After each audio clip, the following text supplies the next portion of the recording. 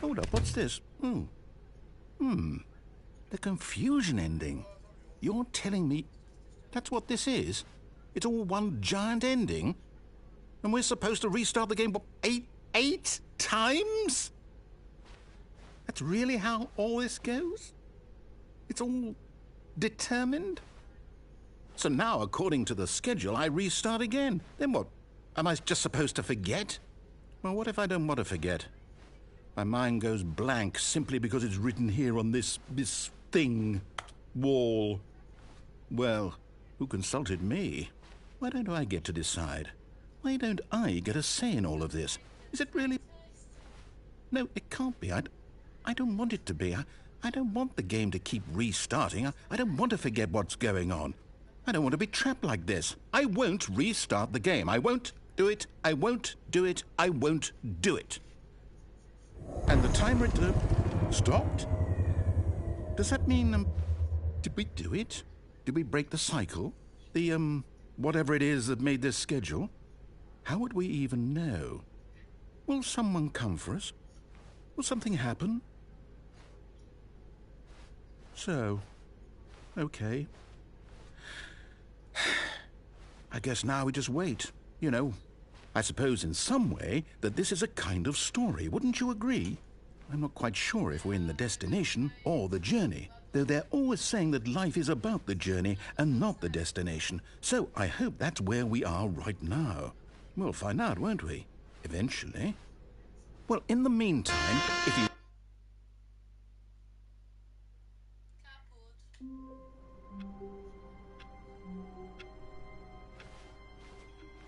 All of his co-workers were gone. What could it mean? Stanley decided to go to the meeting room. Perhaps he had simply missed a memo.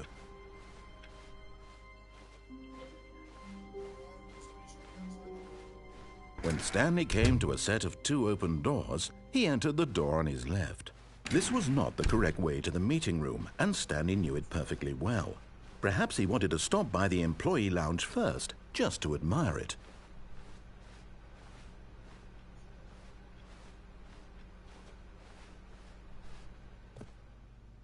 Standing now in this incredible room, Stanley for the first time understood true happiness. Then the feeling went away, and he felt sad again. Then it came back, and lingered for a minute or two. Now it's only half there, just a kind of, tingle. But eager to get back to business, Stanley took the first open door on his left.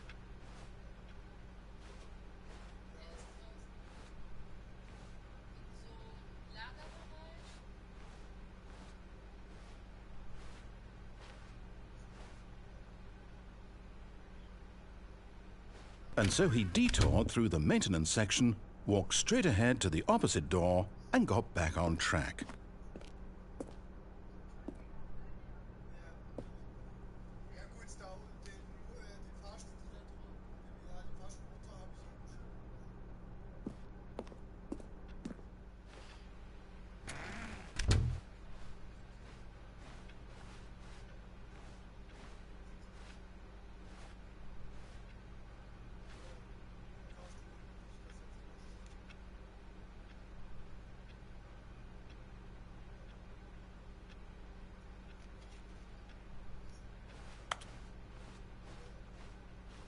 Yet there was not a single person here either.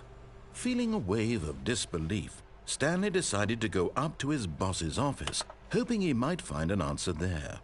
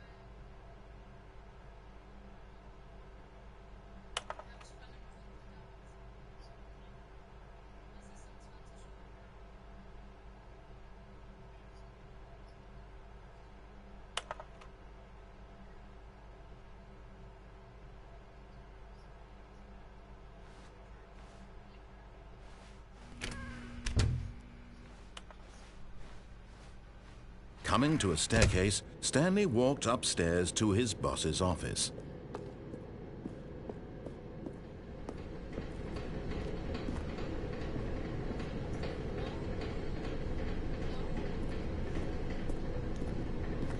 But Stanley just couldn't do it.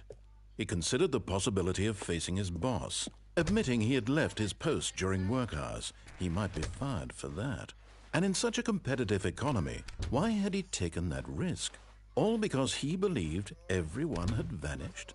His boss would think he was crazy. And then something occurred to Stanley.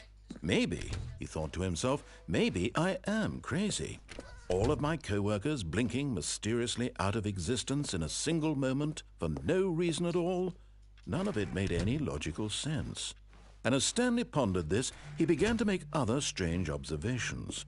For example, why couldn't he see his feet when he looked down? Why did doors close automatically behind him wherever he went? And for that matter, these rooms were starting to look pretty familiar. Were they simply repeating? No, Stanley said to himself, this is all too strange. This can't be real. And at last, he came to the conclusion that had been on the tip of his tongue. He just hadn't found the words for it. "I'm dreaming!" he yelled. "This is all a dream." Oh, what a relief Stanley felt to have finally found an answer, an explanation. His co-workers weren't actually gone. He wasn't going to lose his job. He wasn't crazy after all. And he thought to himself, I suppose I'll wake up soon. I'll have to go back to my boring real-life job pushing buttons. I may as well enjoy this while I'm still lucid. So, he imagined himself flying and began to gently float above the ground. Then he imagined himself soaring through space on a magical starfield, and it too appeared. It was so much fun, and Stanley marveled that he had still not woken up. How was he remaining so lucid? And then perhaps the strangest question of them all entered Stanley's head. One he was amazed he hadn't asked himself sooner. Why is there a voice in my head dictating everything that I'm doing and thinking? Now the voice was describing itself being considered by Stanley, who found it particularly strange. I'm dreaming about a voice describing me, thinking about how it's describing my thoughts, he thought. And while he thought it all very odd and wondered if this voice spoke to all people in their dreams, the truth was that, of course,